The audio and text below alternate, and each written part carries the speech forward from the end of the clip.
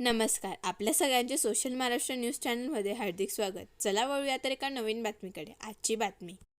जागतिक आदिवासी दिनानिमित्त धुळे शहरात आदिवासी बांधवांनी प्रचंड उत्साहात भव्य रॅलीचे आयोजन केले. पारंपरिक वेशभूषा आणि वाद्यांच्या गजरात निघालेल्या या रॅलीतून आदिवासी संस्कृतीचे मनमोहक दर्शन घडवण्यात आले. या रॅलीत आमदार मंजुळा गावित आणि माजी आमदार कुणाल पाटील यांच्यासह विविध क्षेत्रातील मान्यवर व हजारो समाजबांधव सहभागी झाले होते.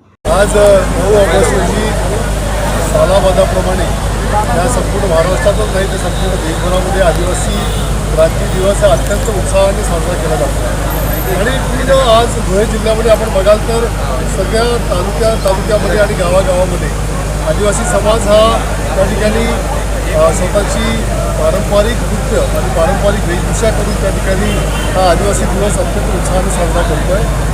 ज्या आदिवासी समाजाला एक फार मोठी परंपरा आहे, त्या परंपरेचा प्रचार प्रसार हा पुढच्या पिढीपर्यंत झाला पाहिजे आणि पुढच्या पिढीला या आदिवासी समाजाच्या सर्व ह्या जुन्या परंपरा समजल्या पाहिजे. याच्याकरता आजचा दिवस हा अत्यंत महत्त्वाचा आहे. मला आज या दिवशी आदिवासी समाजाला त्या ठिकाणी खूप खूप मनापासून शुभेच्छा दिल्या पाहिजे आणि त्यांना आदिवासी समाजाला जो मूळ प्रवाहामध्ये आणण्याचं काम हे कायमस्वरूपी झालं आहे. आणि त्यामुळे आदिवासी समाज हा अत्यंत प्रगतीकडे आणि शिक्षणाकडे जी वाटचाल करतो आहे तो आमच्या दृष्टीने अत्यंत गौरवास्पद गोष्ट आहे. मला असं वाटतं की अशा पद्धतीने येणाऱ्या आदिवासी समाजाची पुढची पिढी ते अजून जास्त गौरव त्या ठिकाणी निर्माण करेल आणि आदिवासी समाजाची अजून उन्नती होईल अशा प्रकारच्या शुभेच्छा आजच्या या प्रसंगी देतो. बातमी आवडल्यास चॅनलला लाईक व सबस्क्राईब करा व दररोज अशा नवनवीन बातम्या पाहण्यासाठी चॅनलला फॉलो करा. धन्यवाद.